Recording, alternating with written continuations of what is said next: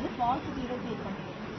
இதே கேத்தோட கனெக்ட் பண்ணீங்க அப்படின்னா நெகட்டிவ் கிளிப்பிங்னா என்ன பண்ணும், அந்த எந்த பார்ட்டோ அந்த பார்ட்டை கிளிக் பண்ணி எடுத்துடும், கட் பண்ணி எடுத்துட்டு மீடியம் வந்து கொடுக்கும். ஸோ இப்போ பாசிட்டிவ் கிளிக் பண்ணால் பாசிட்டிவை கிளிக் பண்ணி ஒரு சைன் வேவ் ஃபார்மில் பாசிட்டிவ் சைக்கிள் இருக்காது, இந்த சைக்கிள் இருக்காது, கட் பண்ணிடுவோம். நெகட்டிவ் சைக்கிள் மட்டும் இருக்கும். இதே நெகட்டிவ் கிளிக் பண்ணால் நெகட்டிவை கட் பண்ணிடுவோம், பாசிட்டிவ் சைக்கிள் மட்டும் இருக்கும். இது எப்படி நம்ம கனெக்ஷன் கொடுக்க போகிறோம், இந்த மல்டிபிளிகேஷன் பண்ண போகிறோம். ஃபைலில் மேடம் நியூ டிசைன் கொடுத்துட்டு நம்ம என்னென்ன காம்பனன்ட்ஸ்லாம் நமக்கு வேணும். ஃபஸ்ட்டு டயோடு இதை ஜஸ்ட் இங்கே கிளிக் பண்ணிங்கன்னா இங்கே டயோடு ஒரு இருக்கா, அதை கிளிக் பண்ணிங்கன்னா இந்த மாதிரி வரும். இதில் நாம் என்ன டயோடு யூஸ் பண்ணுறோம், IM4007.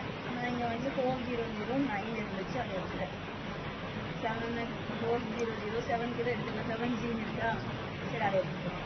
ஸோ IM4007G கிளிக் பண்ணிவிட்டு அது ஓகே அப்படின்னா அந்த டயோடு ஓகேவா, அதை வந்து இங்கே ப்ளேஸ் பண்ணுவோம்.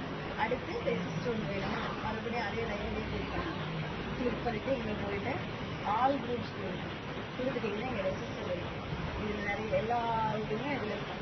இதில் போய்ட்டு ரெசிஸ்டர் கொடுத்துட்டு எனக்கு 1K ரெசிஸ்டர் வேணும். இந்த சைடில் அதோட வேல்யூஸில் இருக்கும். 1Kனா 1K இருக்கா, கொடுத்துட்டு ஓகே அந்த ரெசிஸ்டர் இங்கே ப்ளேஸ் பண்ணணும். ப்ளேஸ் பண்ணிவிட்டு எனக்கு இப்போ இந்த ரெசிஸ்டர் எப்படி இருக்கணும், வெர்டிக்கலாக இருக்கும். அதை ரைட் கிளிக் பண்ணி 90 டிகிரி ஓகேவா.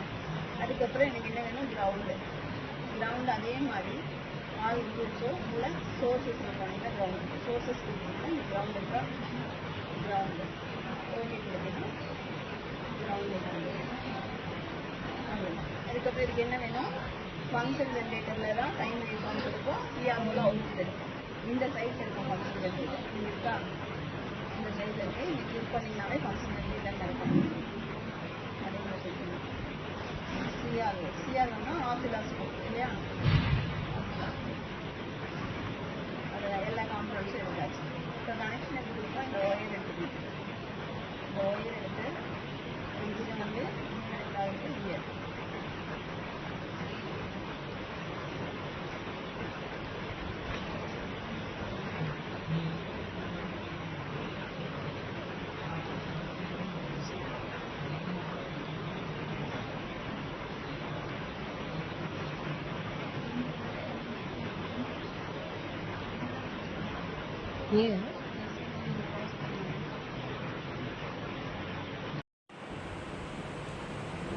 அப்புறம் கிரவுண்டு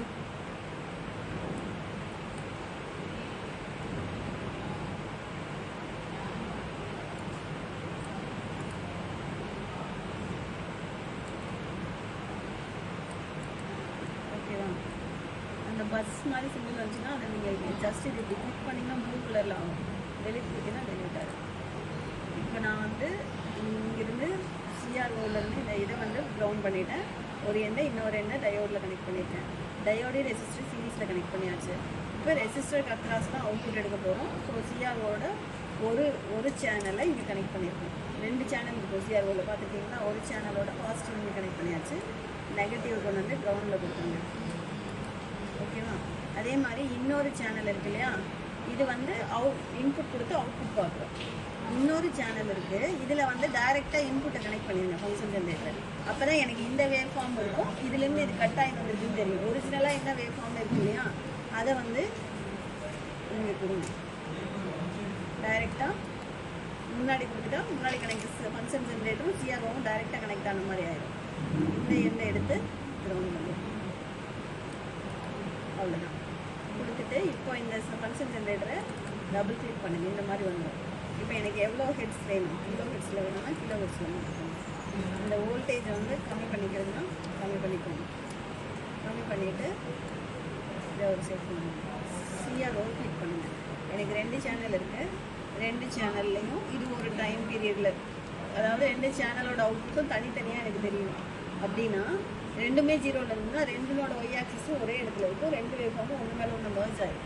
எனக்கு வந்து ஒன்று மேலே இருக்கணும், ஒன்று கீழே இருக்கணும். அப்போது இந்த ஒய் ஆக்சிஸை மாற்றி வைங்க. 0.2 வைங்க, இன்னொன்று வந்து 1.2 வைங்க. ஓகேவா. இங்கே நார்மல் வச்சுக்கோங்க. டைம் பீரியட் அதே மாதிரி மில்லி செகண்ட்ஸில் எடுத்தால் ரொம்ப ஃபாஸ்ட்டாக போகாமல் இருக்கும். மைக்ரோ செகண்ட்ஸில் இருக்கும். 500 மைக்ரோ செகண்ட்ஸ். ஓகேவா? இது செட் பண்ணிட்டேன். இப்போ இங்கே ரன் பண்ணலாம். இந்த க்ரீன் பட்டன் ப்ரெஸ் பண்ணால் ரன் பண்ணலாம். ரன் பண்ணால் அப்போ வந்துச்சா. ஸோ ஒரு சைன் வேவ் ஃபார்மு. இது ஒரிஜினல் சிக்னல். இது கிளிப் ஆகி வந்த சிக்னல். எனக்கு வந்து பாசிட்டிவ் நெகட்டிவ் கிளிப்பை, அதனால நெகட்டிவ் சைக்கிள் கிளிப் ஆகிடும். ஓகேவா? புரிஞ்சுதா? அவ்வளோதான். இதுவே வந்து டயோட மாற்றி வச்சோம் அப்படின்னா இப்படி வச்சிடணும். திருப்பி போட்டுருக்கேன் டயோட. அவ்வளோதான். திருப்பி போட்டு இப்போ ரன் பண்ணோம் அப்படின்னா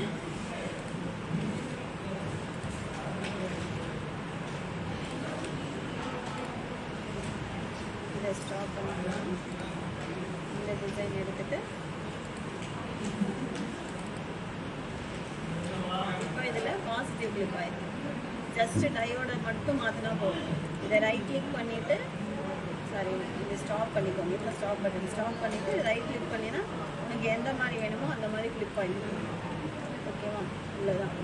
இது லேபில் வந்தால் செஞ்சுருவீங்களா?